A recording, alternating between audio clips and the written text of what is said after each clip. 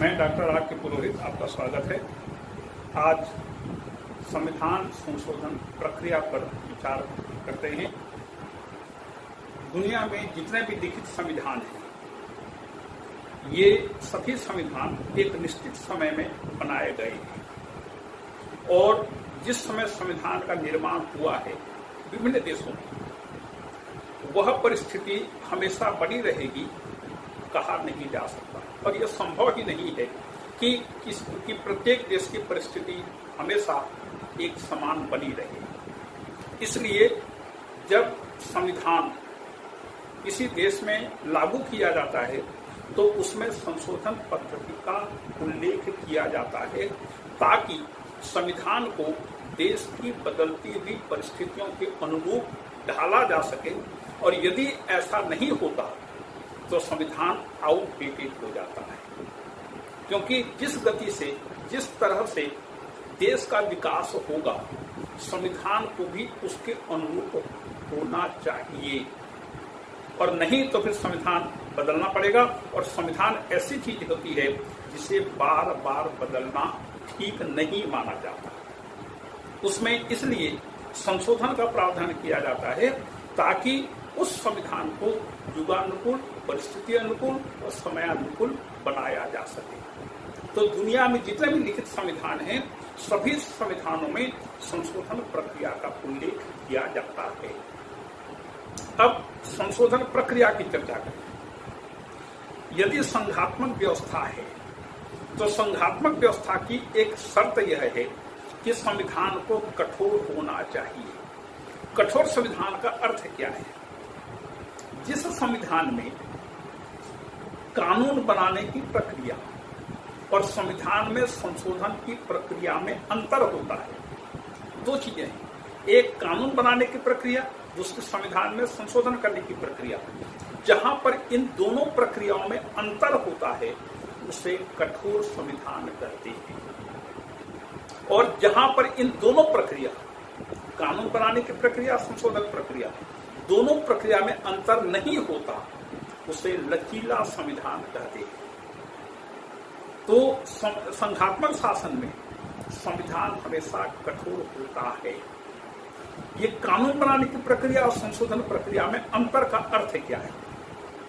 देखिए, जब एक देश की संसद कानून बनाती है तो कानून बनाने के लिए दोनों सदनों का बहुमत चाहिए।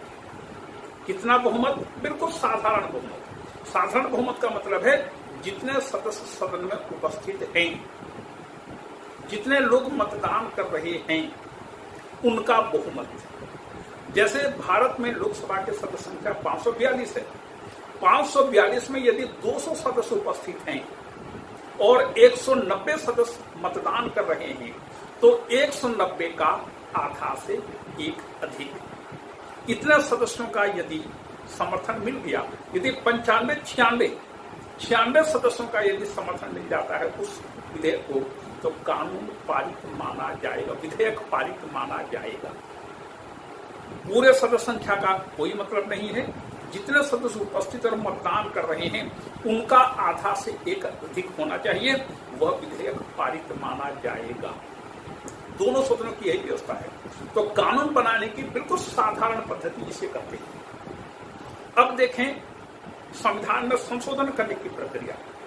जब संवैधानिक उपबंधों को संशोधित किया जाता है, मतलब संविधान में, जैसे भारतीय संविधान में 1 से लेकर के 395 अनुच्छेद तक है, इन अनुच्छेदों में यदि संशोधन करना हुआ तो उसे संवैधानिक संशोधन का नाम दिया जाता है। और तब फिर इस प्रकार के संवैधानिक संशोधनों के लिए एक विशेष प्रक्रिया का सहारा लिया जाता है। विशेष प्रक्रिया का मतलब यह है कि उस संवैधानिक संशोधन विधेयक को पारित करने के लिए अधिक बहुमत चाहिए। साधारण बहुमत से नहीं चलेगा, उपस्थित और मतदान करने वाले सदस्यों के बहुमत से नहीं चलेगा। उसके लिए कठिन व्यवस्था। एक छोटा सा उदाहरण के लिए कहा जा सकता है, जैसे भारतीय संविधान के अधिकांश उपबंधों को संशोधित करने के लिए संसद के दोनों सदन का 2/3 बहुमत चाहिए। तो यह पद्धति कठिन है।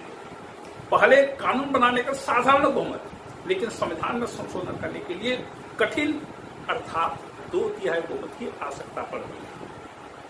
और जब विशेष महत्व के उपबंध हैं संविधान में, तो उनको संशोधित करने के लिए संविधान के संसद के दोनों सदनों का न केवल 2/3 बहुमत चाहिए, अपितु आधे से अधिक राज्यों का विधानमंडलों का भी समर्थन चाहिए।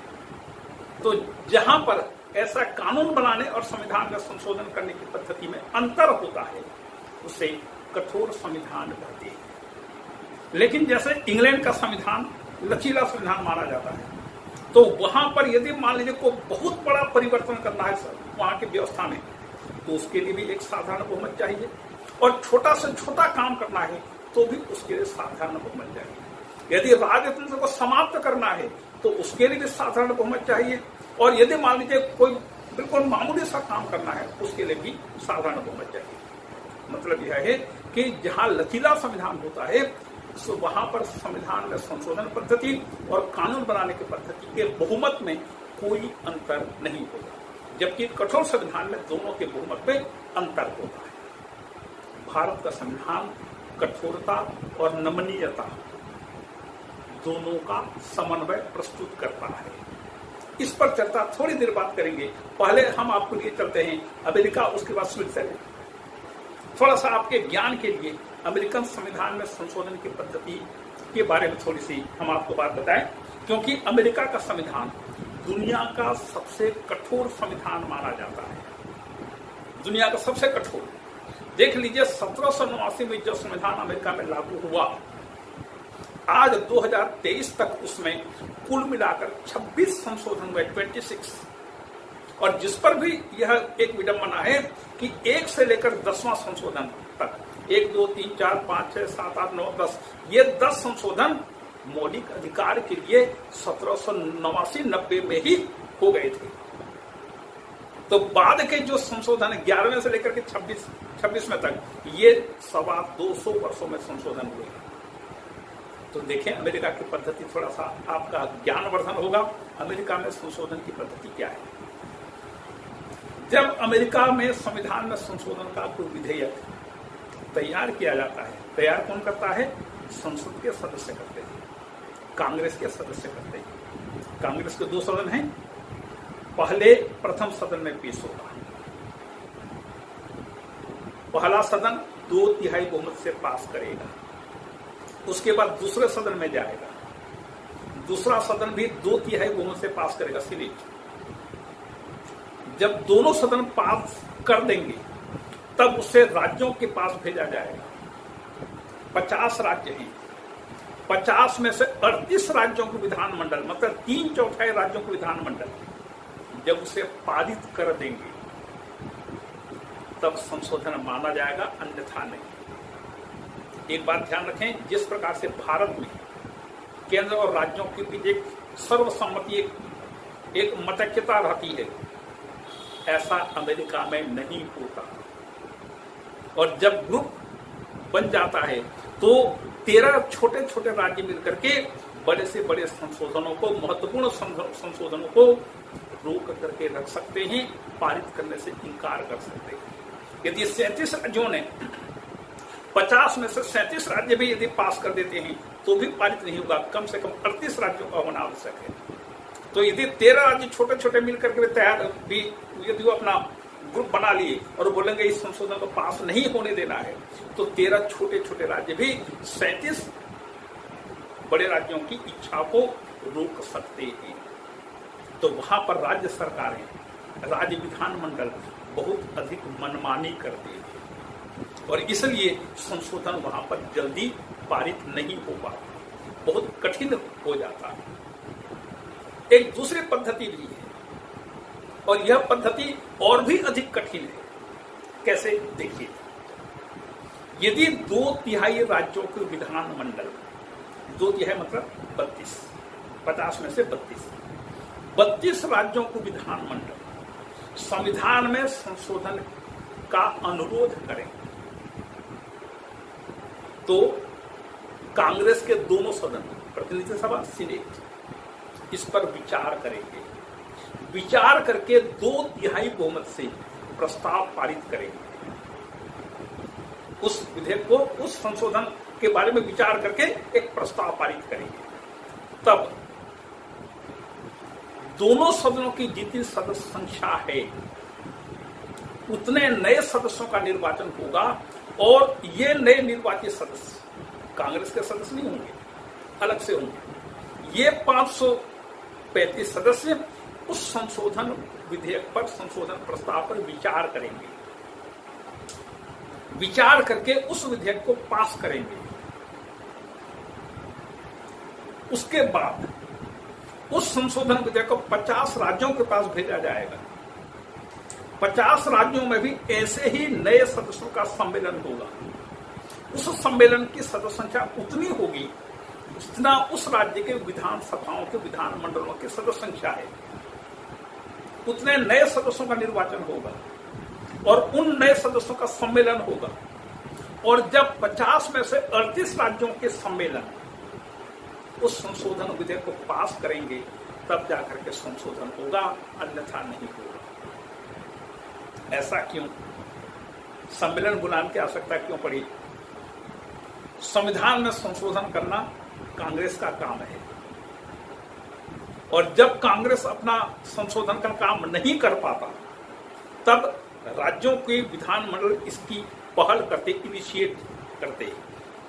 तो जब 2/3 राज्यों को विधानमंडल प्रस्ताव पारित करके संविधान में संशोधन की प्रार्थना करें तब फिर दोनों सदन, कांग्रेस के दोनों सदन विचार करके 2/3 बहुमत से प्रस्ताव पास करेंगे और एक सम्मेलन बुलाने के लिए आदेश जारी करेंगे। सम्मेलन के सदस्यों की संख्या उतनी होगी जितनी कांग्रेस के दोनों सदनों की सदस्य संख्या है। ऐसे सम्मेलन के सदस्यों का निर्वाचन होगा और यह सम्मेलन संवैधानिक संशोधन प्रस्ताव पर विचार करेगा। विचार करने के बाद तो सम्मेलन भंग हो जाएगा और फिर 50 राज्यों के पास वह संशोधन विधेयक भेजा जाएगा। जब 50 में से 38 राज्यों के सम्मेलन उस विधेयक को पास करेंगे तब जाकर के संशोधन होगा, अन्यथा नहीं होगा।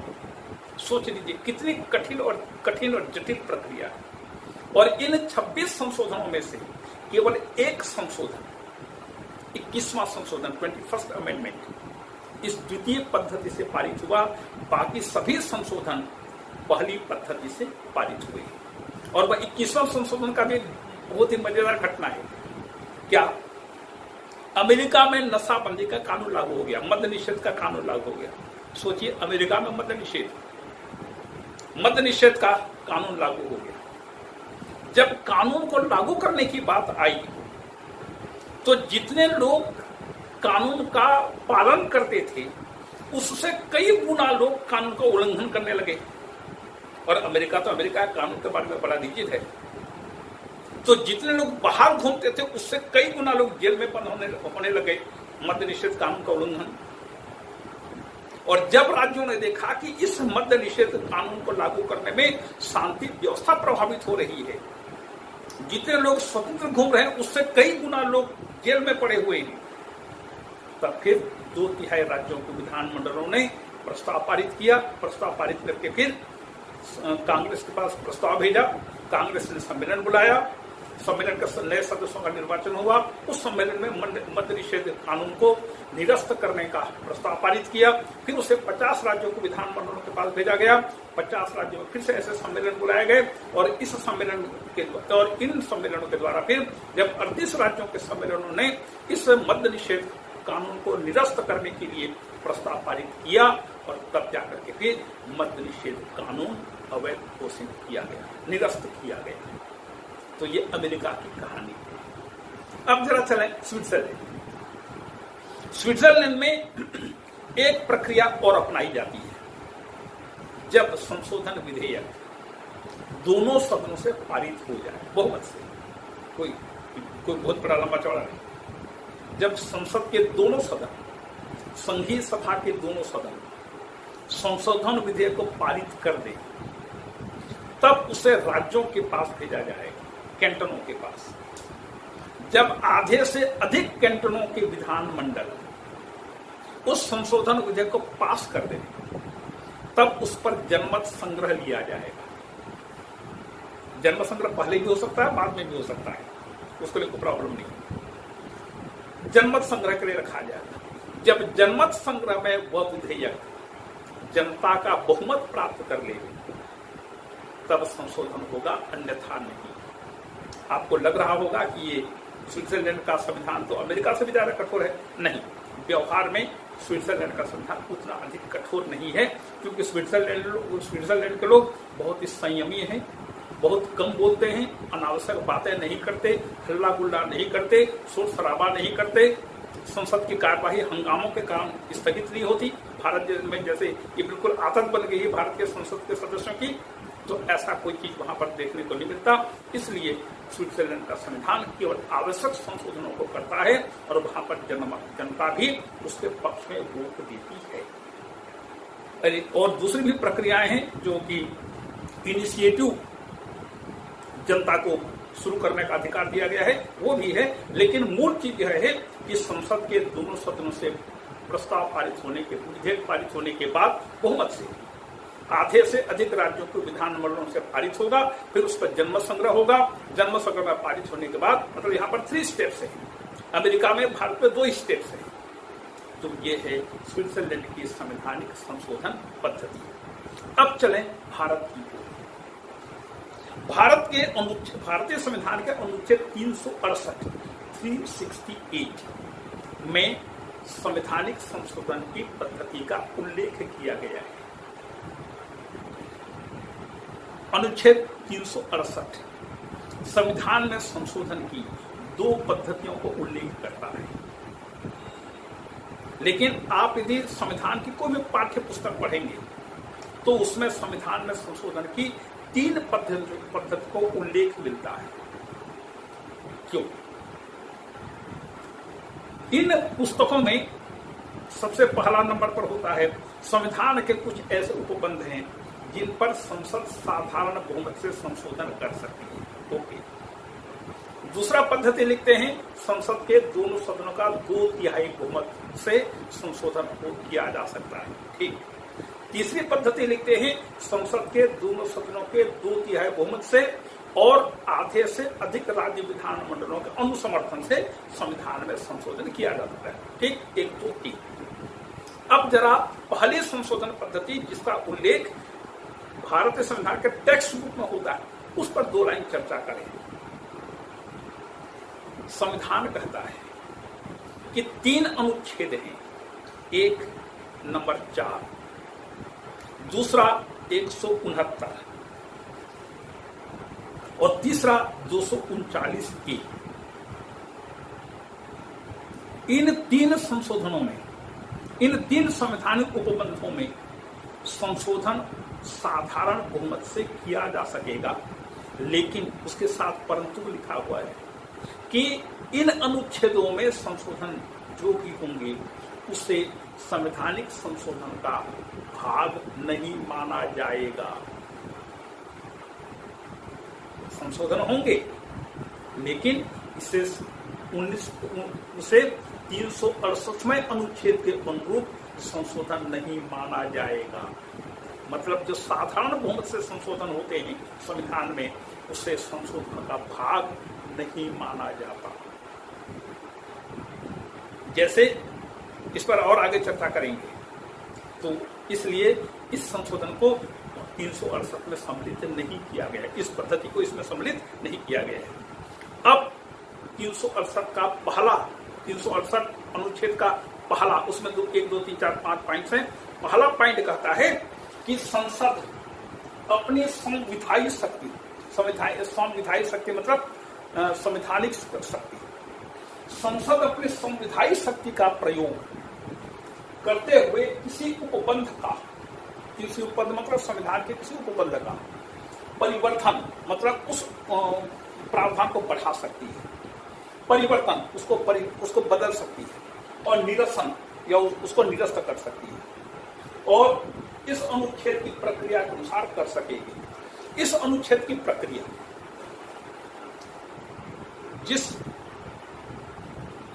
जिस पद्धति से संबंधित हो उस पद्धति के बारे में संविधान में उल्लेख किया गया है, तो उस पद्धति का अनुसरण करते हुए संसद संविधान के किसी भी उपबंध को बढ़ा सकती है, बदल सकती है, निरस्त कर सकती है। ये भाग, ये कंडिका 1 करता है। उसी 368 की कंडिका 2 में कहा गया है कि संसद संशोधन कब करेगी? जब प्रत्येक सदन की कुल सदस्य संख्या का बहुमत और उपस्थित तथा मतदान करने वाले सदस्यों के 2/3 बहुमत से पारित होने के बाद राष्ट्रपति की अनुमति मिलेगी, उसके बाद संशोधन होगा, अन्यथा नहीं। कैसे? संसद के दोनों सदनों का कुल सदस्य संख्या का बहुमत, यहां पर उल्लेखनीय चीज, टेक्निकल चीजें हैं कि कुल सदस्य संख्या का बहुमत, जैसे 543 सदस्य हैं लोकसभा में, 543 अभी 542 हो गया, सॉरी अभी 543 हैं, ये 543 कुल सदस्य संख्या है।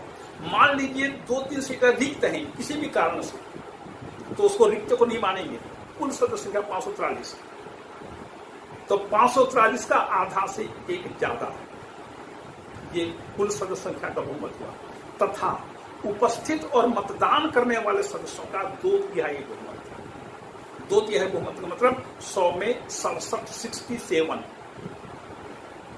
जब इस बहुमत से कोई संशोधन विधेयक पास होगा तब उसे पारित माना जाएगा, फिर राष्ट्रपति के पास भेजा जाएगा, राष्ट्रपति उस पर अनुमति देंगे, मतलब सिग्नेचर कर देंगे, वो इस पर वीटो या बाकी प्रकार प्रयोग नहीं कर सकते। ये पहली पद्धति होगी। दूसरी पद्धति की चर्चा अगली बार करेंगे, अगले वीडियो में करेंगे। तब तक के लिए आपको धन्यवाद।